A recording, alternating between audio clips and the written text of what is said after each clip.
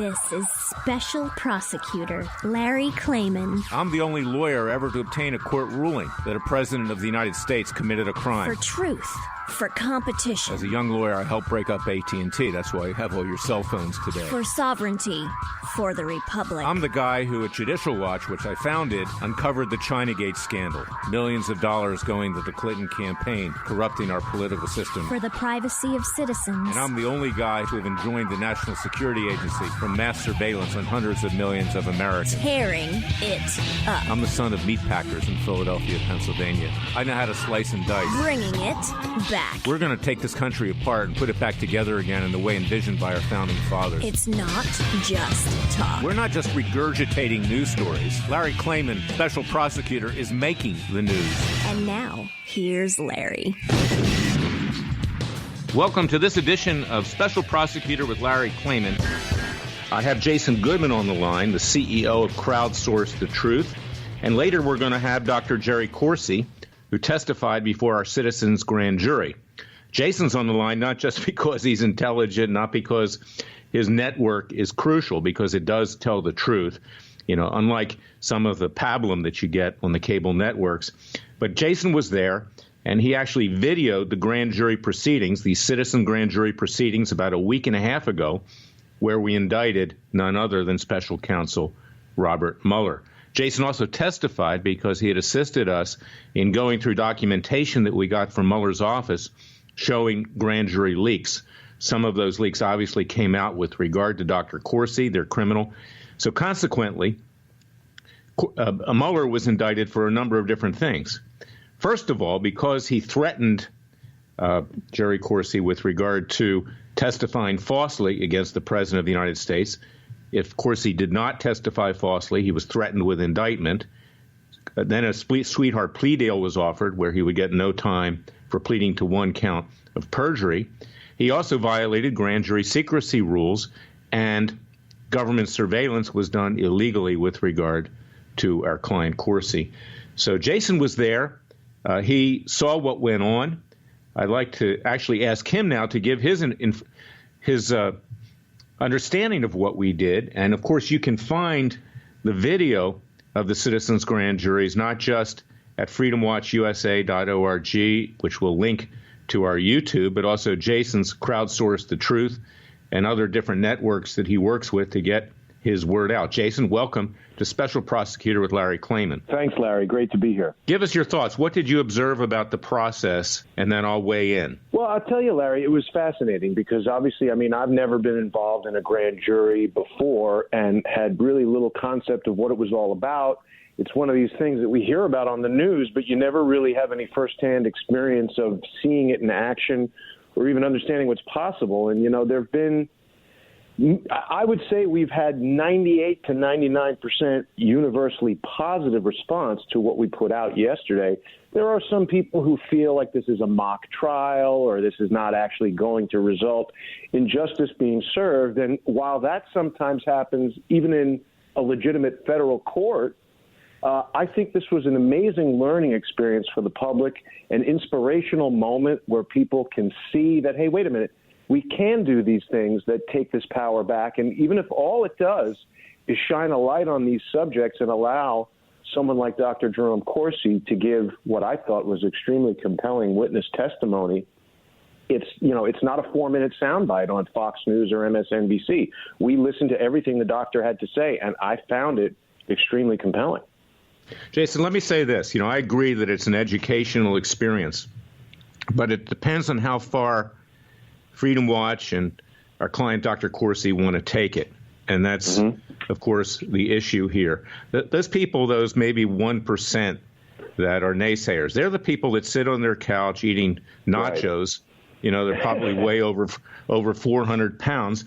And they look at Hannity and they say, okay, Hannity's my savior. He's my Messiah.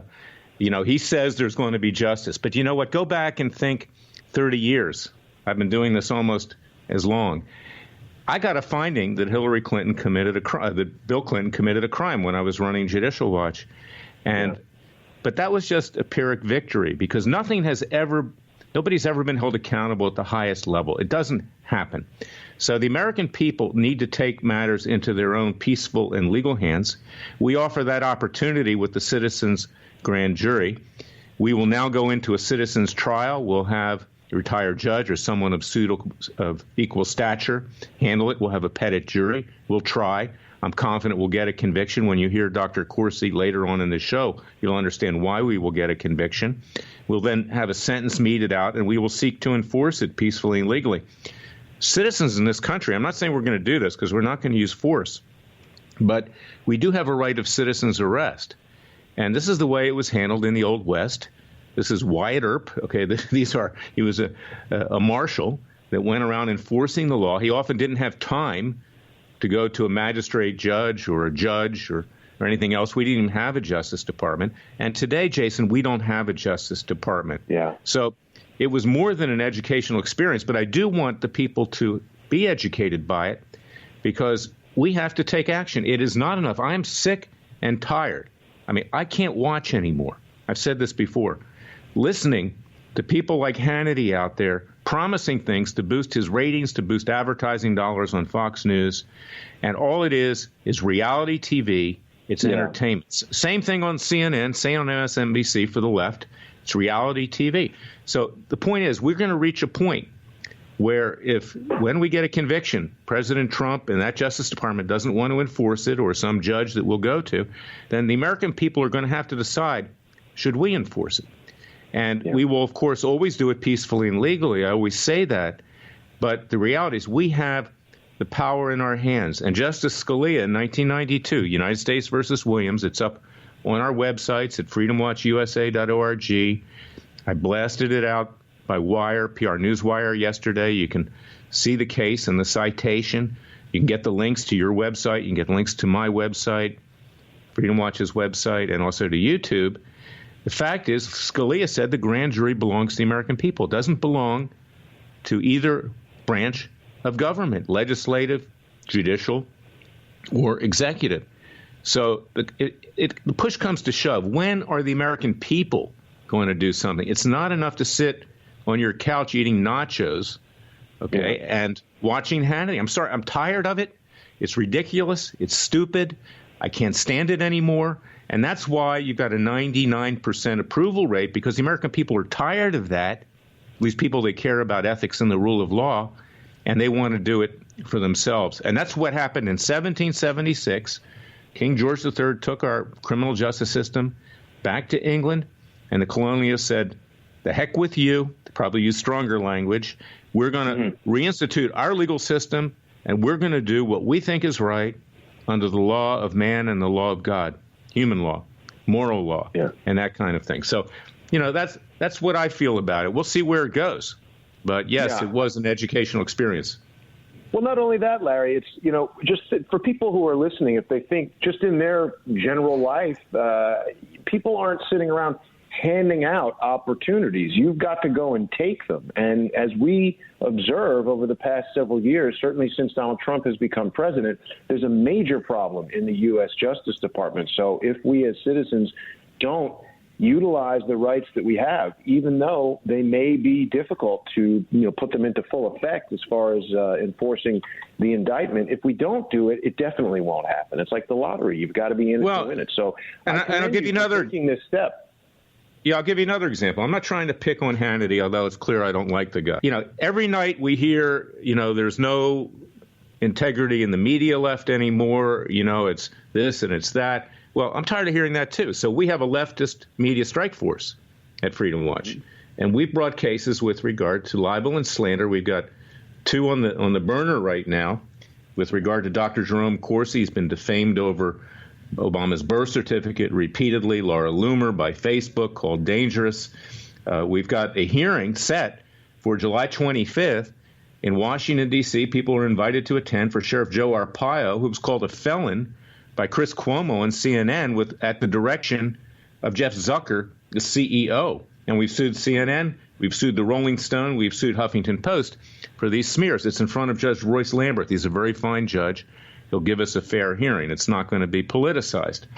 So these are the kinds of things we're doing. I have cases in my private capacity for Judge Roy Moore, who's been defamed over false allegations of sexual abuse 40 years ago, Jason, 40 years ago. And, and the women who have been sued for the libel won't testify. They won't go under oath.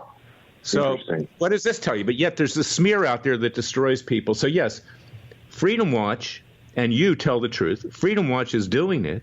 And I'm tired of hearing the Kool-Aid on TV that somehow the messiah of Hannity and Fox News are going to come down and solve everything. Hannity claims credit for everything, okay, that happens. Now, if this is the president's advisor, we're in the deep you-know-what. So, this is the way I feel. And I guess I'm a little bit worked up because, I'm watching the Democrats debate in the last few days. Sure, you watched it, too. It's incredibly boring. It's radical left. I mean, it's Bolshevik. And I think it's worse than that, Larry. It's pandering to the public. I mean, they're up there.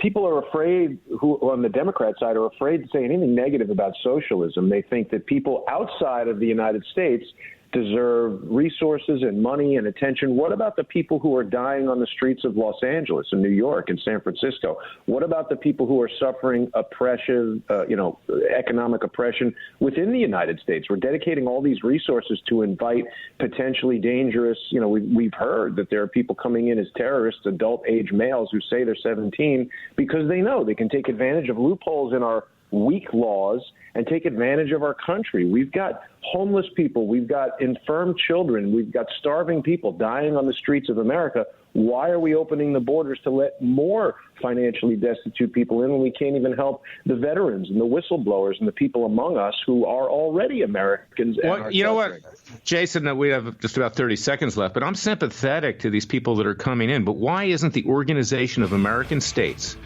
why aren't Latin Americans doing something about this? Why does it all fall on our shoulders? And Trump is right. I think we ought to get out of the Organization of American States, just like we should be out of the UN, because they don't do anything other than take our tax dollars. We'll be right back with Jerry Corsi, our great client, who stood up to Robert Mueller.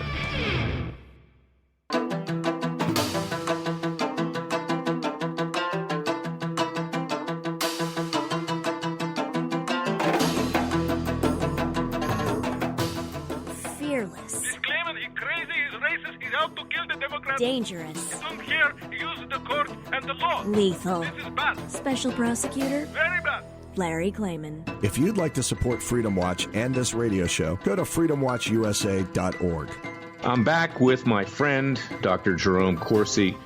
Jason Goodman is with us still. He's co-hosting the show today. Jason was present during the Citizens Grand Jury, and I have to thank Jerry, and in fact, the entire country should be thanking him for standing up to Robert Mueller. Now, you can go to Crowdsource the Truth. You can go to freedomwatchusa.org, which will link to videos on YouTube and other networks of what we did, because we laid it out. The video is quite long. It's about 5 hours. We thank Jason because, frankly, he's a technological genius. You wouldn't believe the quality of this video.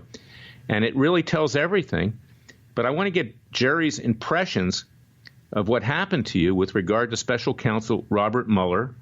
And I want you to give us your impression about the Citizens Grand Jury and why so far in this world it's only Jerry Corsi who's actually been standing up to Mueller. I'm tired of tweets. I've said in the first segment, I'm tired of talk show hosts on cable news promising things that are going to happen, which are never going to happen from the government, the compromised government. I'm tired of public interest groups that just get documents and then ask the government, actually get down on their knees to ask the government to do things, which the government isn't going to do. Great for fundraising, great for getting on TV, but not great for justice. But yet there's one hero here, and it's Dr. Jerome Corsi, who puts his money where his mouth is and who took action. And in fact, in my view, if the president had done what Dr. Corsi had done, what Jerry did, he wouldn't be facing the onslaught that he's now going to be facing with Robert Mueller testifying in front of Congress on July 17th, smearing him, which will be the trigger for an impeachment investigation. Jerry, welcome to Special Prosecutor with Larry Klayman. Jerry, give us your impressions. Why did you come forward? Why have you been sticking your neck out? What is your motivation to take Mueller on head on? And ironically, we indicted Mueller for the same thing that he indicted other people for. in his Russian witch hunt investigation? Well, Larry, the 40 hours I spent, it was really a voluntary interrogation. I got subpoenaed by Mueller to the grand jury on August 28th, 2018, last year, about a year ago. And we decided to cooperate. I mean, we went in with all the computers. I handed over my cell phone. I gave them my email accounts. Anything the FBI or the prosecutors wanted, I gave them. And then they proceeded to abuse me. They create always this lie, which is not a lie. First day's testimony, I forgot some emails. They allowed me to amend that testimony.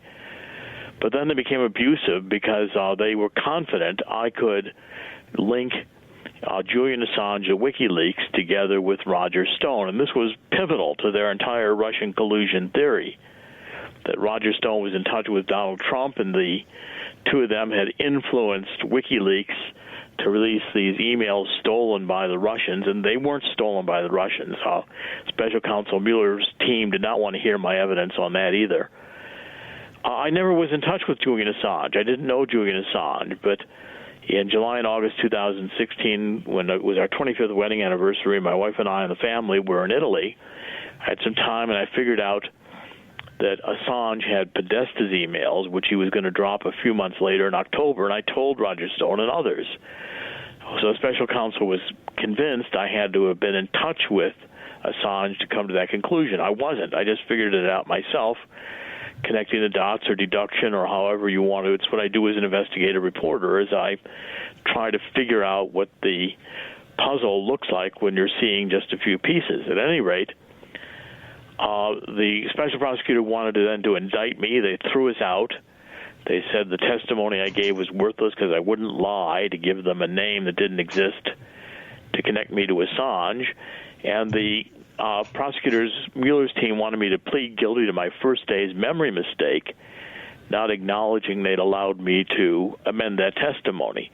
I thought it was completely fraudulent. I told them to take a hike. Said, if you want to put me in prison for the rest of my life, I'm 72 years old. They were threatening to charge me with conspiracy to obstruct justice and put me in prison for 25 years. I said, go ahead and take your shot at it. But I'm not going to lie in front of God and in front of a judge to a crime I didn't commit. I'm not going to put my hand up and swear to God that I committed this crime when I didn't. And Larry, my wife was pivotal in this. Monica, you think we could lose the house, you could spend a couple $1 million in a trial.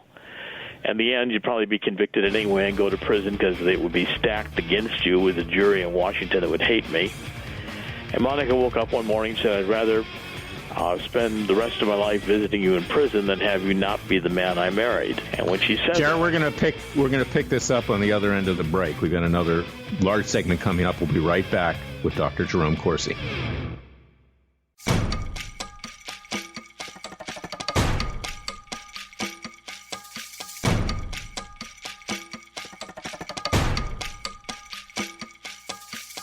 And now, 4 words that make corrupt politicians make wee-wee in their little pants. Transparency and the rule of law will be the touchstones of this presidency. But we have to pass the bill so that you can find out what is in it. Special Prosecutor Larry Klayman. Be the one who makes our country great again. Go to freedomwatchusa.org and donate. Back with Dr. Jerome Corsi. Jerry, continue with this story because it's very compelling. And what, in fact, you were being coerced and threatened to do was to lie under oath. They were trying to suborn perjury. They wanted to implicate the president. They wanted to, in fact, wage, I don't call it a soft coup. It was a hard coup, and it still is continuing. Mueller's going to be testifying on July 17th. We're going to talk about that. You said, no, I'm not going to do this. And we wound up filing a civil lawsuit for violations of your constitutional rights against Mueller. We filed criminal complaints, and he backed off. I've often said it's like the club that you put on the steering wheel of your car in the days when we didn't have the technology we have today to get the thief to go steal somebody else's car. So Mueller went off and he indicted other people. I mean, he didn't indict you. He had to get his pound of flesh. He had to get his scalps to justify $35 million. At least that's what we know. It probably was more than that he spent on this thing, this ridiculous witch hunt. But let's continue with your story, because It's a story of heroism, and you and I are a lot alike, and Jason's the same way. We will stick our neck out for the country. Okay, we're not here just to go on TV and to do fundraising. We're here to actually get a job done. So continue with your story. Well, Larry, as I'm saying, is I refused to plead guilty to a crime I didn't commit, and it was, for me, really a matter of principle. I mean, my faith is very strong. I could not go before a judge, put my hand on a Bible, and swear to God, tell a lie that I had knowingly and willfully given the special counselor information on a material subject that I knew to be false with the intent to deceive them. That's what they'd have to prove at court. I forgot a few emails. They allowed me to amend the testimony. I thought this was fraudulent. And I think, Larry, I was the only one to tell Mueller to take a hike, and I think that really broke his back because, A, they couldn't get out of me a pivotal piece of information for their Russian collusion theory. Namely, I did not connect Roger Stone and Julian Assange. I didn't have anything to do with WikiLeaks, ever, including now.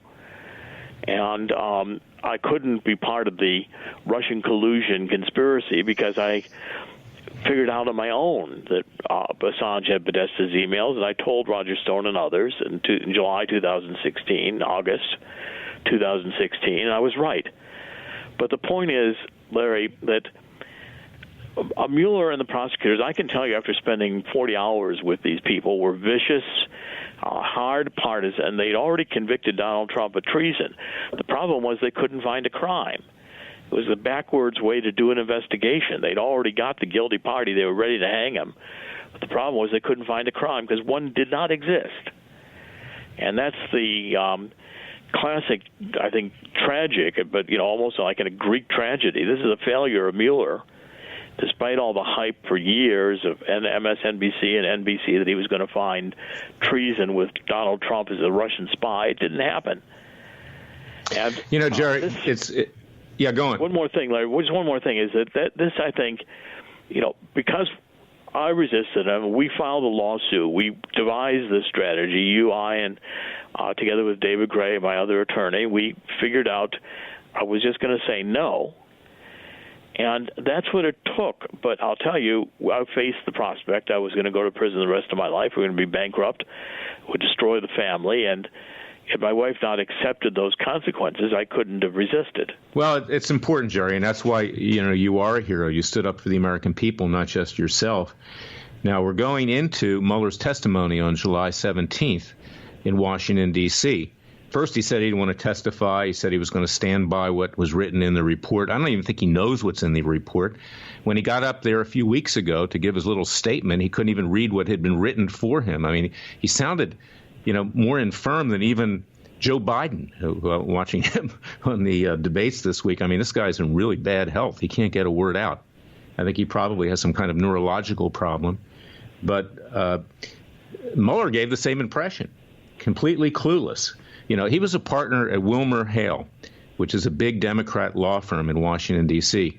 Regrettably, Trump has put some judges from WilmerHale, believe it or not, on the federal bench in Washington, D.C. Wow. I'm dealing with them as we speak.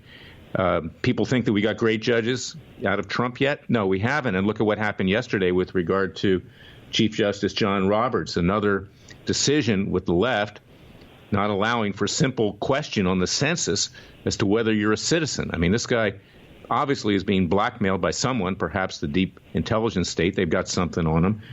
And, of course, that's something that they had on you. That's part of our lawsuit. That's part of the citizens' grand jury. But I'm getting to this, is that when that questioning of Mueller occurs, Mark Meadows, who I have a line of communication with, I think he's a good guy. There are a couple good guys up there in Capitol Hill, and they're not in control. They're not the ones that call the shots, unfortunately. But he'll be able to ask questions about what happened to you. And I think that's going to be very important. And that really is Mueller's Achilles heel. Let him put up or shut up. Let him answer those questions. You were not indicted, so consequently it's not like you're revealing grand jury information.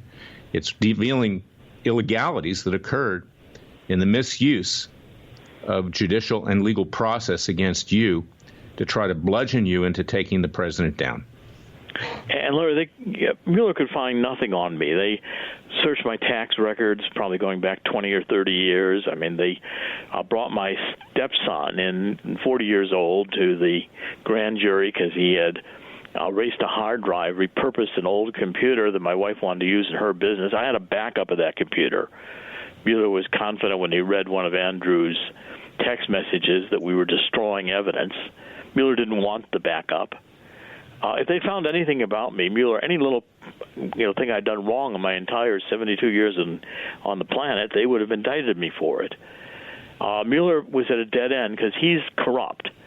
And his little speech, that 9-minute speech, which there was no purpose to give whatsoever, the report should speak for itself. And that report, if you read the Mueller report, and I've been reading it, is a politically biased report. It slants the evidence. It still continues to accuse, even though no charges could be brought on collusion and no case could be made that was convincing to Attorney General Barr on obstruction. So Mueller failed. And this political process, I think, is a coup d'etat, and I agree with you. Now, the last thing on this I want to say is that I hope Congressman Meadows does ask these questions, because my case, I think, is central. The mainstream media doesn't want to cover it because I'm the guy who, with your help, Larry, and we blocked Mueller and we shut Mueller down. We were the stone wall that Mueller hit. And I think Rudy Giuliani knew it. He spoke about me many times on national television and what we had done to refuse to lie. And that broke Mueller's back. Mueller is persisting to want to get impeachment hearings, which I think will backfire on the Democrats. But the point is, if Attorney General Barr wants to clean up the Justice Department and restore the American people's confidence in our justice system, he's going to have to bring these coup d'etat criminals to trial. There's a long list of them, those fired out of the Department of Justice and the FBI, but I think it's going to extend all the way to Hillary Clinton and Barack Obama themselves. Well, it clearly does, Jerry. And here's the thing, though. I mean, I hope that that's the case, too. But, again, I've been doing this for 30 years. You've been doing it for even longer. It's never happened.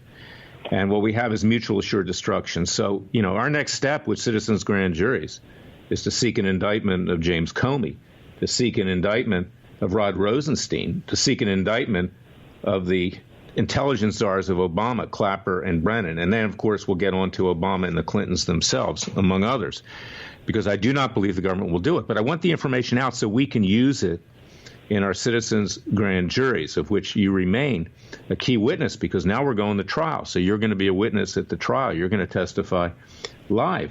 And that is the point. But I do believe that Meadows has his heart in the right place. It's just he's not in control up there, but he can ask questions. And that's extremely important. I want to get to another issue here because, nearly every time you appeared on a leftist network like CNN or MSNBC, and even Fox, Hannity took a little veiled shot at you with regard to being a birther when you were on there early on. This is something which needs to be addressed. And people are claiming that you claimed that Obama was born in Kenya, that makes you a racist. It makes me a racist because I brought lawsuits to try to uncover that, and election lawsuits saying that you have to present your birth certificate if you're going to run for president or any political office. And in fact, the Democrats are now demanding you have tax returns. So birth certificates are more public than tax returns. So I want to clear this up because I have a lawsuit sitting on my desk for you that's going to be filed in the next few days against the Washington Post that smeared you again, that claimed that you are a purveyor of falsity with regard to the place of Obama's birth. And, of course, the implication is that you're a racist, I'm a racist, and everybody that questioned it is a racist, notwithstanding the fact that there were white people that don't qualify to run for the president either, that they're not natural-born citizens. John McCain, Marco Rubio, Ted Cruz, they didn't qualify under the Constitution. So, let's clear this up right now before we bring this lawsuit that you never. All you said was the birth certificate was fraudulent, which it is. It's clearly fraudulent. Arpaio investigated that, and Mike Zullo, you did, everybody. 1961, just one example, African-American on the birth certificate. Nobody was called African-American at that time, particularly in Hawaii. So I want to get your take on this. Well, Larry, I think it's absolutely imperative we file this lawsuit against the Washington Post as the first of many, because I've been slurred on this repeatedly. What I've maintained is we don't know where Obama was born because we don't have authentic, original, verified 1961 birth records for Obama.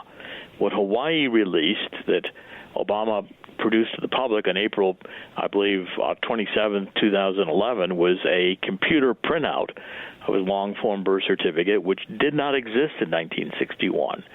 A PDF document, Doctor. Right, and it was one that was easily being able to be shown.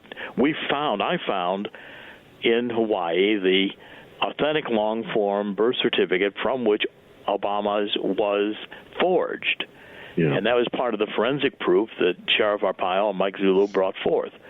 So my contention is that there's no reason why Hawaii continues to hide original birth certificate records or birth records of whatever kind they have on Obama, except I don't think they exist. After all this time, for sure, if they existed, Hawaii would have produced them. Well, we know interesting. Go on, Jason. Larry, it's always interesting when there is or should be some very simple way to prove, like, why would Obama not just produce the piece of paper? Dr. Corsi raises an excellent point. The PDF document format wasn't invented until 1994, but the only quote-unquote evidence we've seen of this Hawaiian birth certificate is a digital document, a PDF document, and there are multiple points of forgery within that document. That's all the doctor has ever said, and I concur. Jason, elaborate on that a little bit. Well, the point is this.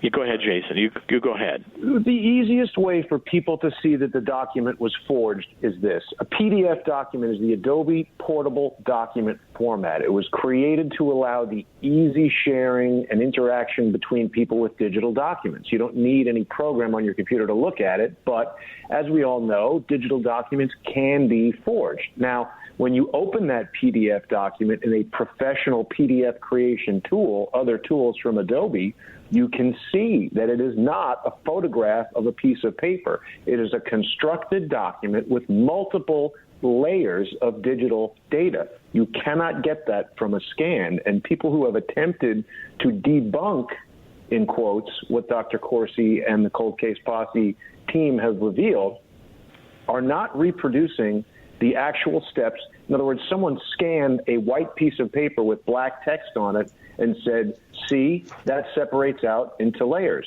But the birth certificate that we've seen at whitehouse.gov is presented on anti-counterfeiting paper. The background has a color crosshatch. It's not a white sheet. You cannot get those results from an anti-counterfeit document. It is a Jason, thank you for that. We're going to pick this up at a later date, and of course the lawsuit's going to reveal a lot of information. We'll be right back with the verdict.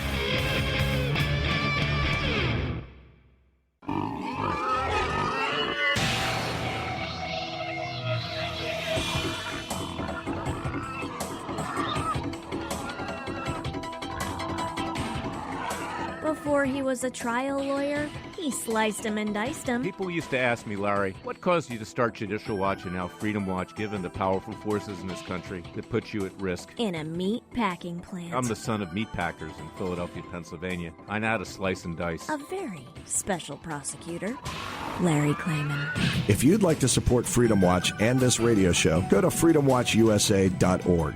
Now, ladies and gentlemen of the jury, I ask you to render the verdict. The verdict is guilty as charged. Mueller clearly will be convicted in a court of law. Now, we are continuing with our citizens' grand juries. We're going to seek indictments of Comey, Rosenstein, Clapper, Brennan, McCabe, the Lovebirds, Bruce Orr, and, of course, the Obamas and the Clintons. We're just beginning. We're going to be coming to your hometown at some point. And I want the American people to understand, as Jason said, yes, it's educational, but yes, we have the right to actually enforce the sentences. Now, when we get to that point, we'll see if a public official will do it, including the President of the United States. If not, then the American people are going to decide how they have to do it peacefully and legally. Because if we don't take back our justice system, then we have nothing in this country. And again, it's not enough to talk about it. It's not enough to say there's a dual system of justice. It's not enough to go on TV every day and give a 15-minute monologue that says the same thing like Hannity does on Fox. We have to do it ourselves, and that's the moral to this story. Now, in subsequent citizens' grand juries, I'm going to be joined by Congressman Bob Barr. We'll be dual prosecutors on this. Bob, as you might remember, teamed up with me. I teamed up with him in impeaching Bill Clinton back in the 1990s. Bob is a former U.S. attorney for the Northern District of Georgia. He's a former congressman. He's the one person up there that I could ever trust and rely on. And I can tell you, I've been up on Capitol Hill a lot in the last many years. I've given up. I mean, there's no point.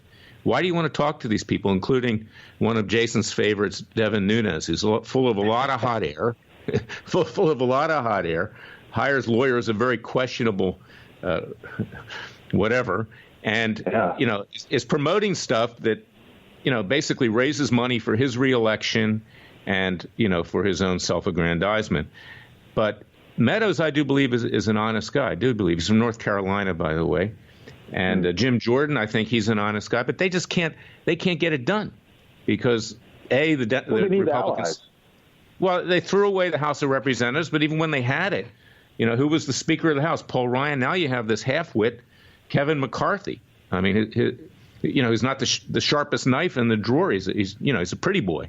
That's all he is. He's the equivalent of Adam Swalwell, of the Democrats, the dumbest white guy in Congress. Yeah. Oh boy. Eric, yeah. I'm sorry, Adam, whatever he is. I mean, do you hear him last night on the debate? Yeah, he's a disaster. Washington. I want to hear about his time with Imran Awan. He's not talking about that. No, he was talking about changing diapers, that the odor was just as bad as Washington, D.C. Maybe he's probably changing his own diaper. That's the thing.